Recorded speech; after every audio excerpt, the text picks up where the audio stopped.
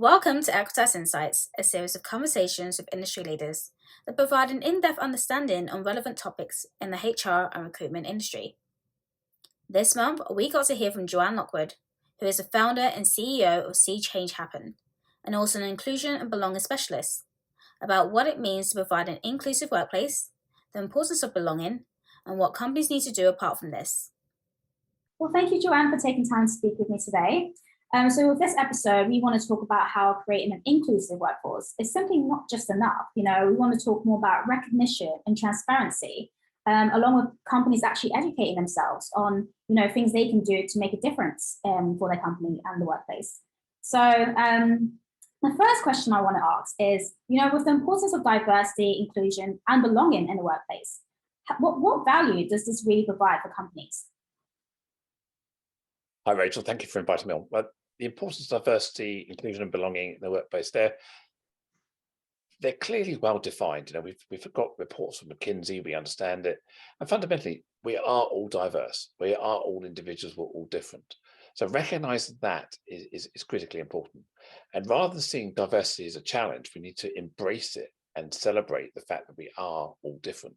We bring this different lived experience into our workplace. So that's where the inclusion kicks in, by making everybody feel included, part of the team. And then when inclusion kicks in, I'm a great believer that's when belonging happens, where we feel aligned with the company objectives, we feel passion, purpose, and motivation for the goals of the organization. And when we feel that sense of belonging, when we feel that sense of passion and purpose, we are going to deliver to our role.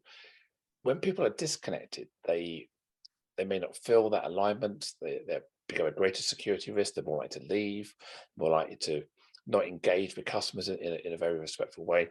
So that belongingness really gives people the opportunity to perform at their best. Reduced sick days, longer service with organizations, more likely to go above and beyond their basic role specification. So the value is not just intangible, there are tangible returns where we can demonstrate that by creating this positive culture where people feel that belonging, where people feel included, that allows all people to thrive and feel that alignment with the corporate objectives. Amazing. That's a great answer. So just touching upon what you said about belonging, do you think is there like an underline between people feeling belonged in a workplace and for those who are feeling, inclusive in a workplace? Those two go hand in hand, or it's like where, for example, someone can feel that they're included in the workforce, but they don't have that sense of really belonging in their role? I think for sure, you can feel included. You can be part of the meetings. You can be valued. You can receive good remuneration for the role you do. You can feel part of it. But belonging is where you're truly aligned and have a passion that aligns with the organizational goals. So I think that's where the magic happens. That's where you have this beyond psychological safety, beyond the minimum of inclusion. Yeah. It allows you to really feel that this place is for you rather than just a good job. That's where the magic happens. And I think it's certainly possible to not feel that sense of belonging. I mean, there are examples. Maybe you have a passion for environmental or ecological causes. Yeah. Maybe the company you work for doesn't. And they can treat you as well and as inclusive as they might, but you are working for an organization that doesn't meet your own personal values, or your personal values don't align with the corporate values. So you won't feel belonging. You won't feel that you're happy working for an organization that pollutes or is not focusing on sustainability goals.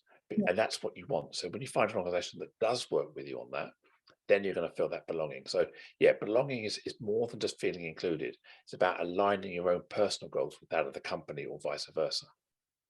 Very interesting. So in terms of like measuring these sort of diversity and inclusion practices, or even in regards to belonging, like how does companies actually go about this? Well, there are many ways of measuring and tracking. One of the key areas we can use is things like pulse surveys, where we would do employee engagement surveys on a frequent basis, getting the mood, the pulse, the temperature of the organization to understand how people are feeling. Okay. You can run focus groups. You can make sure that your key leaders are meeting with people on a regular basis, regular touch points to listen to what people are thinking or feeling. You can look at productivity gains. You can look at sick statistics, see how many people are taking time off. You Yeah. can look at people's performance appraisal and see where people are succeeding and exceeding their expectations. So a lot of ways that you can actually measure this in terms of bottom line return on inclusion, return on investment. You could look at empty seat costs. You could look at the recruitment cost to fill positions where people have left. And if you can extend the tenure of individuals, that has a direct impact on the recruitment costs and the replacement costs. Then sick days and basic productivity days. You can add those up, and any company should be able to quantify the direct tangible saving just on those pure metrics, without even considering the improved productivity, the teamwork, the inspiration, the better customer service, all the things that are maybe less easy to measure. But there are plenty of ways of valuing and measuring these returns on the inclusion, returns on investment of this.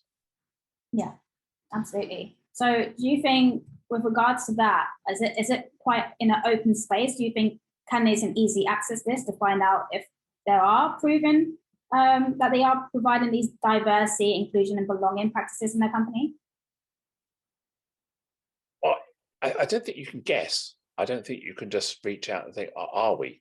I think it has to be a strategy. It has to be part of an imperative of the organization. The same way you drive sales, in the same way you drive product design, Yeah. you have to start driving inclusion and belonging as a core business metric. So Yeah. I think, yes, companies can achieve this, but they first of all need to start with their why. They need to understand why they're trying to achieve this. Okay. Why does it matter to them? Because it's not truly aligned throughout the organization. I'm not just talking about this being an HR function or a D&I function. Inclusion and belonging has to be woven through each of the directorates. We want, we spend a lot of time on customer service, analyzing how our customers feel. We want to make sure our customers feel a belongingness to our brand, and we're delivering expectations to our customers so they feel included in our brand. So we understand how we can make customers feel included, how customers can feel special. We need to apply the same to our staff and our people in the same way, and we should track it in the same way. If you're tracking sales targets, you should be tracking inclusion and belonging targets in the same way, making sure this is reported to the board at regular meetings, and goals and expectations are set. Know if you're achieving your goals. If you're not achieving your goals, you need to take a step back and say, well, why aren't we? What can we do? And then course correct and reevaluate. But I think unless, they often say what isn't measured doesn't happen. So it's setting measurements, setting goals, and not about quotas, but setting goals and targets so you know that you're making tangible progress and what you're seeking is achieved. Amazing. Perfect. Great answer. So with regards to, let's say, recognition and transparency in the workplace. Now, I've heard like a lot of different stories about, different sort of employees coming from like maybe marginalized backgrounds or, maybe past trauma from like work experiences. And do you think that it really just relies on the companies to provide that, to be educated on a certain matter or certain issue of inclusion in the workplace, for them to be able to make their employees feel as comfortable in their environment and make them feel as inclusive in their workplace? Is it really down to educate themselves? Not down. I completely. And I'm a great believer in the phrase lifelong learning. Yes. And that doesn't just apply to individuals, it applies to companies and organizations as well, and the senior team in that company. So we have to recognize that the world changes. Yeah. What is a priority today may not have been a priority last year. I mean, we've been talking about Black Lives Matter, we've been talking about being anti-racist for many, many years. But over the last 18 months, as we know, following the murder of George Floyd, it's become very much a business imperative to look and analyze whether they are anti-racist or what their policies are. Certainly in the UK, we had the murder of Sarah Everard. We've had some high-profile cases where people have been talking about violence against women and girls. And there's now a strong movement out there to make sure that we're not propagating sexism or creating inappropriate behavior in workplaces. So those are things that are quite contemporary today. We've also got things like homelessness. We've got the issue of work from home, gender equality in the workplace versus opportunity for women who are home educating and working flexibly, not to be left behind. So the whole lot of things that are of the moment, of the now. So organizations do need to constantly be reviewing, educating themselves, and keeping in touch with what the market demands. And the market is both your candidate talent pipeline, but also your customers, your brand, etc., etc. So you can very quickly fall out of step with expectations. That then your brand, your who you say you are in the market will start to suffer and be tainted.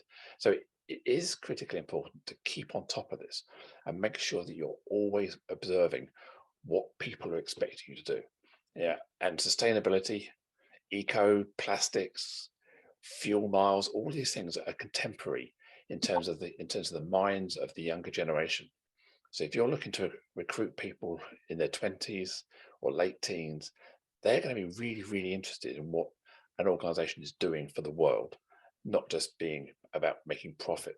So recognizing what matters to different generations, different people, different communities is really important. So I think there is an imperative for workplaces to recognize they have that responsibility. Yeah, absolutely. I 100% agree. You know, I feel like there's a lot of people who have different passions, different interests.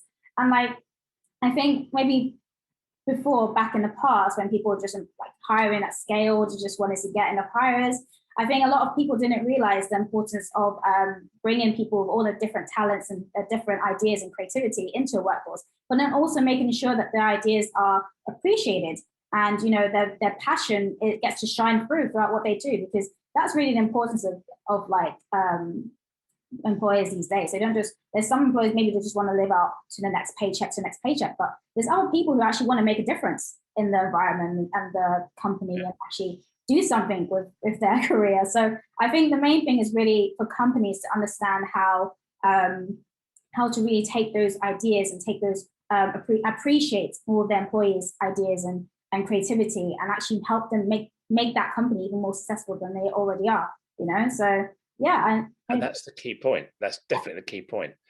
Is when you don't know, ask and listen. Exactly. Your people will tell you. Your customers will tell you. Your stakeholders and shareholders will tell you. The people, organizations you collaborate with and work in partnership will tell you. Yeah. So there's no excuse not to know, because you can always ask. People will always say what makes them happy and what makes them sad. Simple question: what makes you happy and what makes you sad? What do you love about working here? What don't you love about working here? What is it we can do to make your life better? You make your career better, make your experience of working here better. You just got to ask those basic questions, and people will generally share what makes them happy. Exactly, and then that's the first step, and then companies can actually create those strategies to help, you know, provide those solutions for their employees and customers, and then it's a happy win, basically. But that's the key point that many people forget, is that there needs to be a feedback loop. You said, we did, and you need to show that you have listened and you have taken action, because there's nothing more frustrating than being asked and seeing nothing change, because eventually you get survey fatigue, you get lack of action fatigue. You go, why should I bother giving you my time, giving you my energy, giving you my thoughts, if you're just going to ignore me? So it's about that belongingness we talked about earlier. It's about, part of that is feeling listened to, and your actions and thoughts are seen, and you can see change occurring with an organization. Yeah, absolutely. That's the main goal. I mean, if all companies were doing this, I feel like that would be the main change for a lot of to promote that belongingness in the workplace. So yeah, 100% agree. So touching upon, okay, so thinking about it from a hiring perspective, like let's say from the interview process all the way up to, you know, with the making that decision. And, you know, with regards to the diversity, inclusion and belonging practices, like I think a lot of candidates in the very beginning, let's say the interview stage, a lot of them want to see if companies actually practice what they preach. So, you know, how should really candidates at the very beginning go about this? Like they want to know before they set themselves into a company where they might not really feel, from the very beginning, some people can actually get that feeling, they know or they don't know. So I think that how should candidates really find out if a company is really practicing what they preach? Oh, completely. And I'm a great believer this is part of your brand, your corporate brand. And it shouldn't necessarily just be part of a recruitment marketing campaign or an employer branding campaign. You should be nailing your colors to the mast, saying this is who we are as a company. This is what we stand for. We are anti-racist, we're anti-sexist. We're going to support these charities. We're going to amplify these people. We're going to make sure that we're visible about these causes. And not being passive, this is about being active and deliberate about this.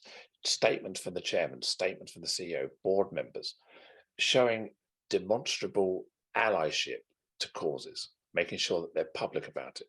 Not passive, really active about this. And I think that's where it starts. People will see that the organization is proud from the top down to support these causes. And then making sure that their partnerships are solid with whoever that may be, homelessness, food banks, violence against women and girls, refugees, etc. All the big things that matter to people of the day, the organization needs to be making sure they're supporting them, they're giving their employees time to support these causes. That will shine through. Yeah. It'll be evidence on the website. It'll be evidence in their Twitter feed. It'll be evidence in their Facebook profile. It'll be evidence about what people are saying about them in the street, because people will start to get that feeling. So I think that's where it starts in terms of that core brand. Yeah. But when you're embarking on a recruitment marketing campaign, you can then leverage that information. You can make sure that you are in the recruitment pack. You can put in there some of the stuff you're doing. So we need to make sure that what we're doing is we're creating this value proposition so people understand who you are. And it's not all about the candidate, it's actually about the company. It's not about how profitable you are, how big you are, how many offices you've got, what the CEO looks like. Often it's about what do you stand for. That's what people want to know about. So making sure that recruitment marketing pack has a lot of detail. What the inclusive features, value flexible or agile working. You value flexibility in terms of childcare. You give volunteer days per month. You give etc. So all the things that you offer your team above and beyond 20 days holiday plus bank holidays plus gym membership, whatever that may be. It's the value add stuff that really turns people onto that at the moment. Yeah, absolutely. I agree. I think a lot of candidates, they want to see that in action, not only from what they see in the pack, but they also want to see that in action. And I think that process, let's say for an example, if they're having an interview and it's a diverse interview and they can see themselves in that team visually, and I think that's also what's going to help give them that boost of confidence to actually feel like, okay, I can see myself in this team, I can see myself in this company, but I want to know when I get into that company, if I get that job, I know that this company is going to actually practice what they preach. So it's very, very important in that stage to really know that that's part of starting that belonging journey early, isn't it?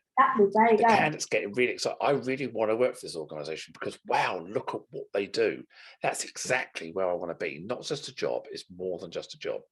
And as you say, seeing different people represented on the website in the imagery, people like me, not just people like you, feeling that if you're a younger person, you feel you're going to be working in a team that younger people are involved in. If you're black, if you're brown, if you're not white, you can see people who are not white represented in the imagery, and it's authentic. It's not just stock photos.